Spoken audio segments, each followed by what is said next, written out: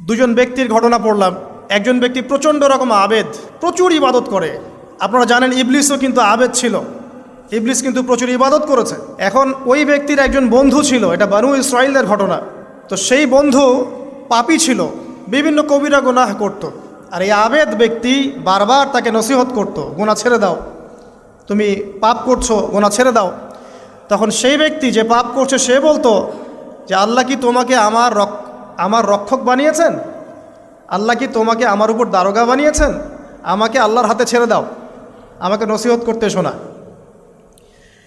একদিন এই আবেদ ব্যক্তি তার বন্ধুকে একটা জঘন্য পাপ করতে দেখল, এমন একটা পাপ যেটা দেখে তার মনে ধারণা আসলো এটা চরম জঘন্য একটা কাজ। তখন সে মুখ ফসকে বলে ফেলল যে আল্লাহ তোকে আর মাফ করবে না, আল্লাহ তোকে জান্নাত দিবে না। আল্লাহ রাব্বুল আলামিন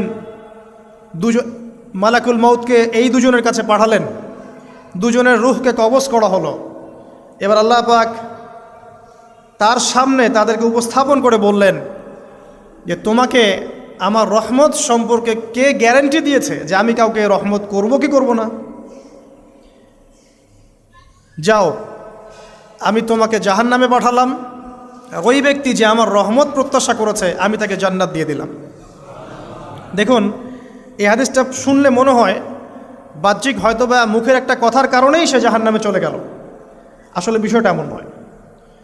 বিষয়টা আমি আপনাকে বোঝাচ্ছি। বিষয়টা হচ্ছে ইবলিসের মতো।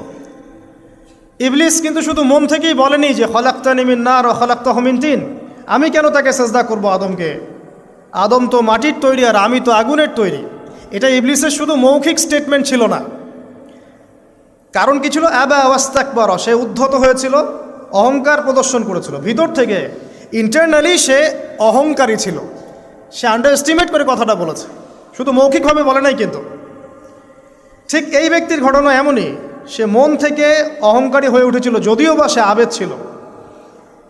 এখানে আমরা যারা প্র্যাকটিসিং মুসলিম হওয়ার চেষ্টা করছি আমাদের জন্য এখানে নিদর্শন আছে। অচক নামাজ পড়েই ভেবে বসবেন না যে অনেক কিছু করে ফেলছে, এক চিল্লা দিয়ে মনে করে ফেলবেন না যে দিনের জন্য অনেক কিছু করে ফেলছে। একটা হজ করেছেন, ওমরা করেছেন, সিয়াম রেখেছেন, দিনের জন্য দান সদকা করেছেন, একটা মাদ্রাসা মসজিদ করেছেন, ভেবে বসবেন না আপনি সব অনেক কিছু করে ফেলেছেন এবং অন্যরা সব ককরোচ তেলাপোকা, ওরা জাহান্নামে যাবে, এমনটা মনে করবেন না। জানি না আমরা যে কার আমলের কতটুকু আল্লাহর কাছে কবুল হচ্ছে। তো এখানে এই ব্যক্তির সমস্যা ছিল এই, সে নিজের আমলটাকে অনেক ভারী মনে করছিল এবং সে স্টেটমেন্ট দিয়ে ফেললো যে তোকে আল্লাহ পাক মাফ করবে না। এই একটা কথা মন থেকে বলার কারণে তার ইহকাল পরকাল দুটা বরবাদ হয়ে গেল, সে জাহান্নামে চলে গেল। ঠিক আরেক ব্যক্তির ঘটনা আছে এমন, এগুলো সবগুলো রেফারেন্স আছে। এক ব্যক্তি প্রচুর ইবাদত করত, আল্লাহ পাক তার ইবাদত করার জন্যে পাহাড়ের চূড়ায় একটা সুন্দর ব্যবস্থাও করে দিয়েছিলেন। সেখানে ডালিম গাছ হতো, ঝর্ণা আসতো, খাবারের কোনো অভাব নাই। হাদিসে এসেছে 500 বছর সে ইবাদত করেছে। কত বছর? কিয়ামতের মাঠে এই ব্যক্তির অবস্থা এমন হবে, তাকে জান্নাতে প্রবেশ করানোর জন্য নিয়ে যেতে বলা হবে যাও আমার রহমতে জান্নাতে চলে যাও। আল্লাহ পাক তাকে এই কথাটা বলবেন, কিন্তু এই ব্যক্তি বলবে আমার আমলের কারণে আল্লাহ পাক বলবেন আমার রহমতে জান্নাতে চলে যাও। ব্যক্তি বলবে আমার আমলের কারণে। আল্লাহ রাব্বুল আলামিন তখন তাকে দেওয়া সমস্ত নেয়ামতগুলোকে এক পাল্লায় করবেন আর তার সমস্ত আমলকে আরেক পাল্লায় করবেন। তারপর দেখা যাবে আল্লাহর সমস্ত নেয়ামত তার একটা চোখের সমান হয় নাই। কথা কি বুঝতে পারছেন? একটা চোখের যে নেয়ামত আল্লাহ পাকের, সমস্ত আমলও 500 বছরের ইবাদত এতটুকু হয়নি। তারপর তাকে বলা হবে ওকে জাহান্নামে নিয়ে যাও। এবার জাহান্নামে যাওয়ার সময় সে বলবে আল্লাহ তোমার রহমতে আমাকে মাফ করে দাও। তখন আল্লাহ পাক তাকে আবার ডেকে নিয়ে আসবেন, বলবেন যে তোমাকে যে আমি ইবাদত করার জায়গা করে দিয়েছিলাম এটা কি তুমি নিজে করেছো না আমি করেছি? সে বলবে আপনি করেছেন। তোমাকে যে আমি সৃষ্টি করেছিলাম তখন কি তুমি কোনো আমল করেছিলে? বলবে না। তাহলে তোমাকে যে সৃষ্টি করেছি আমি, এটা কি তোমার আমলের কারণে? না। তোমাকে সারা দুনিয়াতে এত নিয়ামত দিয়েছি, এটা কি তোমার আমলের কারণে? সে বলবে না। তখন তাকে জান্নাতে প্রবেশ করানো হবে। কিয়ামতের মাঠে এমন অনেক ঘটনা ঘটবে যেটা আমাদের চিন্তার বাইরে। আরেকজন ব্যক্তিকে ডেকে আনা হবে, যে ব্যক্তি একটা দুটা নয় বরং 100টা খুন করেছে। সে 99 জন মানুষকে হত্যা করার পর ফতোয়া খুঁজে বেড়াচ্ছিল যে আমার তওবা কবুল হবে কিনা। একজন আবেদের কাছে গিয়েছে। আবেদ আর আলেম কিন্তু এক জিনিস না। আবেদ মানে যে প্রচুর ইবাদত করে, তার জ্ঞান কম, সে শুধু জানে কিভাবে ইবাদত করতে হয়। আলেম হচ্ছে সে যে শরীয়তের গভীর জ্ঞান জানে, আবার ইবাদতও করে। আবার যারা জ্ঞান আছে আমল নাই, সেও কিন্তু প্রকৃত আলেম না। প্রচুর জ্ঞান আছে কিন্তু জ্ঞান অনুযায়ী আমল করে না, সেও কিন্তু প্রকৃত আলেম নন। এবার আসেন তো, এই আবেদের কাছে গিয়ে সে বলছে আমার কি ক্ষমা হবে, আমি 99টা খুন করেছি। সে বলল তোমার আবার ক্ষমা, তোমার ক্ষমা নাই। তখন এই ব্যক্তি এই আবেদকে হত্যা করে 100টা খুন পূর্ণ করলো, ওকেও সে মেরে ফেলছে। আমার ক্ষমাই হবে না তো তোর বেঁচে থাকার কি দরকার, তুইও মর। কি বুঝতে পারলেন? বর্তমান বিশ্বের উগ্র মাথার পলিটিশিয়ানদের মতো অবস্থা। আমার দেশের সমস্যা, তোর দেশ পারমাণবিক বোমের উড়াই দিব, মানে এরকম একটা অবস্থা। তো আল্লাহ রাব্বুল আলামিন এই ব্যক্তির মধ্যে একটা চেতনা তৈরি করলেন যে আমাকে তওবা করতে হবে। সে তখন সার্চ করতে লাগলো আরও কোনো আলেম আছে কিনা। এরপর অনেক দূরে একজন আলেমের সন্ধান পাওয়া গেল। সে সেখানে গেল, তাকে গিয়ে বলল আমার কি ক্ষমা হবে। সে আলেম তাকে বলল হ্যাঁ তোমারও ক্ষমা হতে পারে, যাও তুমি ইস্তেগফার করো এবং এই এলাকা থেকে অন্য এলাকায় চলে যাও। মানে যে এলাকায় তুমি অনেক দিন ছিলে, যেখানে তুমি অনেক পাপ কাজ করেছো, এখানে থাকার দরকার নাই। তওবা করে তুমি অন্য কোথাও চলে যাও, নতুন একটা জীবন শুরু করো। এখানে থাকলে হবে কি, তোমার স্মৃতিগুলো তোমাকে তাড়িয়ে বেড়াবে এবং মানুষ তোমাকে খারাপ নজরে দেখতেই থাকবে, তুমি তখন কষ্ট পাবে। এই জন্য তুমি চলে যাও। তো চলে যেতে যেতে সে রাস্তায় ইন্তেকাল করে। এবার তার রুহ নিবে কে? এই জন্য দুদল ফেরেশতা আসছেন, জান্নাতি এবং জাহান্নামী। তাদের মধ্যে বাক বিতরটা হচ্ছে কে রুহ নিয়ে যাবে। তো জাহান্নামের ফেরেশতারা বলছেন সে এতগুলো খুন করেছে, তার রুহটা আমরা নিব। আর জান্নাতি ফেরেশতারা বলছেন না, সে তওবা করতে এসেছিল, অতএব সে আল্লাহর অভিমুখী হয়েছে, তার রুহটা আমরা নিব। আল্লাহ পাক এখানে একটা কৌশল করলেন। আল্লাহ পাক ফেরেশতাদেরকে বললেন তোমরা রাস্তাটাকে পরিমাপ করে দেখো, যেদিকে যাচ্ছিল তার পরিমাপ বেশি নাকি যেখান থেকে এসেছে ওর পরিমাণ বেশি। আল্লাহ পাক জমিনকে আদেশ করলেন হে জমিন তুমি প্রশস্ত হয়ে যাও। এবার পরিমাপ করে দেখা গেল সে তওবার দিকে আসছিল, এর পরিমাণটা বেশি। এই একটা কাজের ওসিলা আল্লাহ পাক তাকে মাফ করে দিলেন। মনে রাখবেন এটা মৌখিক বিষয় ছিল না, সে মন থেকে ভিতর থেকে কিন্তু সে আল্লাহর প্রতি অনুগত হয়েছিল। এই মনের বিষয়টা আল্লাহ ছাড়া কেউ জানে না। আপনি দেখতে পারেন সমাজে অনেকে দাড়ি টুপি পাগড়ি জুব্বা সব লাগিয়ে ঘুরছে, তো বিশ্বাস করেন তাদের মনটা এমনও হতে পারে যে জানোয়ারের চেয়েও কুৎসিত, এমনও হতে পারে। আবার আপনি দেখবেন সমাজে এমন অনেক মানুষ ঘুরছে যারা হয়তো অনেক পাপে লিপ্ত মনে হচ্ছে, কিন্তু মনের মধ্যে সততা আছে। আর যার মনের মধ্যে সততা আছে আল্লাহ বা কোনো না কোনো দিন ইনশাআল্লাহ তাকে হেদায়েত দিবে। এটা আমরা আমাদের অভিজ্ঞতা থেকেও দেখেছি। এমন অনেক মানুষকে আমরা দেখেছি যে ড্রাগ অ্যাডিক্টেড ছিল, মিউজিক করেছে, হারাম সম্পর্কের মধ্যে ছিল, নামাজ ঠিক মতো পড়ে নাই, কিন্তু যখনই আল্লাহর কথা আলোচনা হতো দেখতাম সে খুবই শান্তভাবে মন থেকে কথা শুনছে। এই কথা শুনতে শুনতে শুনতে একদিন মাশাআল্লাহ এখন দেখবেন যে চিল্লা দিয়ে বেড়াচ্ছে বিভিন্ন মসজিদে। আল্লাহ হেদায়েত দিয়েছে, সব ছেড়ে দিয়েছে। এরকম মানুষের অভাব নাই কিন্তু সমাজে। তো এখানে আল্লাহ পাকের রহমত বা দয়ার একটা উজ্জ্বল দৃষ্টান্ত দেখতে পারবেন। ঠিক এরকম আরও একটা ঘটনা আছে বনু ইসরাইলের। এক ব্যক্তি এত পাপ করেছে যে শেষে মৃত্যুর সময় সে সন্তানদেরকে ডাকছে, ডেকে বলছে যে আমি যখন মারা যাব আমার লাশটাকে তোমরা কবর দিও না, যদি আল্লাহ পাক আমাকে ধরতে পারেন তাহলে খবর আছে আমার। আর কি করতে হবে?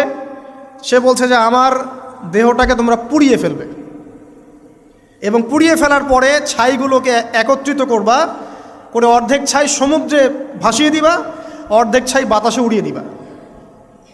সন্তানরা তাই করল। মৃত্যুর পর আল্লাহ পাক এই সমুদ্র এবং জমিনকে বাতাসকে আদেশ করলেন যে তোমরা ছাই জড়ো করে দাও। আর মানুষ আর জিন আল্লাহর কথা না শুনলেও এই প্রকৃতি আল্লাহ পাকের কথা শোনে। বিজ্ঞান বলে প্রকৃতি থেকে সব হচ্ছে। কি প্রকৃতি? প্রকৃতি কি, কাকে বলে? মানুষকে আল্লাহর ইবাদতকে বাদ দিয়ে প্রকৃতি পূজায় নিয়ে গেছে। এই পুরো প্রকৃতি আর মহাবিশ্ব এক আল্লাহর ইবাদত করে। কে সৃষ্টি করলো প্রকৃতি? প্রাকৃতিকভাবে হয়েছে সব কিছু বলে, আল্লাহ থেকে হয়েছে বলা যাবে না। বললে আপনি মৌলবাদী হয়ে যাবেন। আল্লাহ শব্দ ইউজ করলে আপনি মৌলবাদী হয়ে যাবেন। ধর্মতাত্ত্বিক শব্দগুলোকে আস্তে আস্তে উঠিয়ে দেওয়া হয়েছে। দেখবেন যুক্তি, বিজ্ঞান, দার্শনিক শব্দগুলোকে আনা হয়েছে। এটাও টেকনিক্যালি করা হয়েছে। কোনো সেকুলার মিডিয়াতে আপনি দেখবেন না ইনশাআল্লাহ বলছে। ইনশাআল্লাহ প্রমাণ করবে যে আপনি আস্তিক না নাস্তিক। তো প্রকৃতিকে আল্লাহ পাক আদেশ করলেন, এই সমুদ্র ছাই জড়ো করো, এই বাতাস ছাই জড়ো করো। তারা ছাই জড়ো করে দিল। এই ব্যক্তিকে বলা হচ্ছে তুমি জীবিত করে, আল্লাহ পাক বলছেন তুমি যে এই কাজটা করেছিলে, লিমা ফাআলতা হাদা, তুমি এই কাজটা কেন করেছো? তখন এই ব্যক্তি উত্তর দিচ্ছে, মিন খাশিয়াতিকা ইয়া রাব্বি ওয়া আনতা আ'লাম। হে আল্লাহ, আমি আমার বুঝে যা এসেছে আপনার ভয়েই আমি এই কাজটা করেছি, আর আপনি খুব ভালো করেই জানেন যে আমি আপনার ভয়ে করেছি নাকি অন্য কোনো কারণে করেছি। মানে আপনি আমার মনের কথা জানেন। আল্লাহ পাক তাকে মাফ করে দিলেন। আপনাদেরকে আমি সেই ব্যভিচারী মহিলার কথাও মনে করাই, যে ছিল একজন প্রস্টিটিউট মহিলা, পতিতা, যেটা আমরা বলি সমাজের ভাষায়। যদিও এখন নতুন শব্দ এসেছে সেক্স ওয়ার্কার বা যৌনকর্মী, এবং এগুলোকে আমরা এখন প্রমোট করছি। আমরা এখন অশ্লীলতাকে প্রমোট করছি। এই কথা বলতে আমাদের বুক কাঁপা উচিত নয় যে আমরা এখন অশ্লীলতাকে প্রমোট করছি। আমরা এখন কাপড় খোলার সংস্কৃতির দিকে যাচ্ছি। যে কাপড় খুলে দিয়েছিল ইবলিস। ইবলিস আমাদের বাবা মার কাপড় জান্নাতে খুলে দিয়েছিল, এটা কি জানেন? ফল খাওয়ার পরে এই ফল খেতে কে প্রলুব্ধ করেছে? ইবলিস। গাছের কাছে গিয়ে ফল ভক্ষণ করার পর সর্বপ্রথম আমাদের পিতামাতার গা থেকে কাপড় খুলে পড়ে গেছে। তা আমাদের পিতামাতাকে মহাবিশ্বে নগ্ন করে দিয়েছে ইবলিস, আর তার অনুসারীরা এই জমিনে আদম সন্তানদেরকে নগ্ন করছে এখন। অতএব এই যে একটা ট্রেন্ড এখন চলছে, দেখবেন হারাম রিলেশনশিপকে মিডিয়ার মধ্য দিয়ে প্রমোট করা হচ্ছে, মনে হয় একটা স্বাভাবিক বিষয়। কোনো বিষয়ই না এটা, যে কেউ জেনাই করতে পারে। জেনা, পর্ন খুব নর্মাল। হালালভাবে যদি আপনি বিয়ে শাদী করতে যান তখন সমস্যা হচ্ছে। হালালভাবে যদি আপনি বিয়ে করতে যান তখন সমস্যা হচ্ছে। হারামভাবে আপনি যা ইচ্ছা তাই করতে পারেন, সমাজে কেউ কিছু বলছে না। এখন বলছে এগুলো স্বাধীনতা। সুবহানাল্লাহ, কোন স্বাধীনতা? স্বাধীনতা বলে কোনো শব্দ নাই মহাবিশ্বে। এই পুরো বিশ্বের সমস্ত মানুষ আল্লাহর অধীনে পরাধীন। এই বিশ্বে যত মানুষ বসবাস করছে এখন, এরা কেউই স্বাধীন নয়। না কেউ স্বাধীন ছিল, না আছে, না থাকবে। সবাই আল্লাহ পাকের দাসত্বের অধীনে পরাধীন। স্বাধীন সেই এই পৃথিবীতে যে ব্যক্তি শয়তানের তাবেদারি করে, ও নফসের তাবেদারি করে, ও তো স্বাধীন, যা ইচ্ছা তাই করতে পারে। এই যে অশ্লীলতার প্রমোটিংটা চলছে, এটাকে পারিবারিকভাবে বন্ধ করতে হবে। আল্লাহ পাক আমাদেরকে বোঝার তৌফিক দান করুন। এগুলো যত বাড়বে সমাজে মহামারী আসবে। দেখে নিয়ে মহামারী আসবে, দুর্ভিক্ষ আসবে, সমাজে এমন সব রোগ ব্যাধির জন্ম হবে যেগুলো নামও শোনে নাই মানুষ কখনো, এবং সামনে ভূমিধস অপেক্ষা করছে। এগুলো আসবে। যাই হোক, ওই মহিলা, যে ব্যক্তি একজন যৌনকর্মী ছিল, বা যেটা আমরা বলি ব্যভিচারিণী মহিলা ছিল, একটা কুকুরকে দেখেছে সে পানি পান করার জন্য তৃষ্ণার্ত। সে এটাতে মায়া করে, দয়া করে তার মোজাটাকে নামিয়ে এই কূপ থেকে পানি উঠিয়ে কুকুরকে পান করিয়েছে। এই একটা কাজের বদৌলতে আল্লাহ রাব্বুল আলামিন এই ব্যভিচারী মহিলাকে মাফ করে জান্নাত দিয়ে দিয়েছে। হাদিস এটাও এসেছে, নবী সাল্লাল্লাহু আলাইহি ওয়াসাল্লাম বলেছেন, ইরহামু মান ফিল আরদ, তোমরা সবাই জমিনবাসীর প্রতি রহম করো। জমিনে মুসলিমই থাকতে হবে, তাদের প্রতি রহম করতে হবে এমন নয়। জমিনবাসী যারাই আছে সবার প্রতি রহম করো, জাতি, ধর্ম, বর্ণ নির্বিশেষে। এমনকি পশু পাখির প্রতিও দয়া করো। ইরহামু মান ফিল আরদ, জমিনে যারা আছে সবার প্রতি রহম করো। ইয়ারহামুকুম মান ফিস সামা, যিনি আসমানে আছেন তিনি তোমাদের প্রতি রহম করবে ইনশাআল্লাহ। ইসলাম এই কথাগুলো বলেছে 1400 বছর আগে। আজকের এই বিশ্বের সোকল্ড এই মডার্ন বিশ্বে যেখানে মানুষের রক্তের কোনো দাম নাই, সেখানে ইসলাম পশু পাখির অধিকার নিয়ে কথা বলেছে 1400 বছর আগে। কাদেরকে কি শেখাতে আসেন? কোরআন এবং সুন্নাহর বাইরে অভ্রান্ত সত্যের কোনো উৎস আছে? এখানে যা আছে তাই চূড়ান্ত। মানতে চাইলে মানেন, না মানতে চাইলে জাহান্নামে যান, কেউ তো বাধ্য করছে না। লাকুম দীনুকুম ওয়ালিয়া দিন।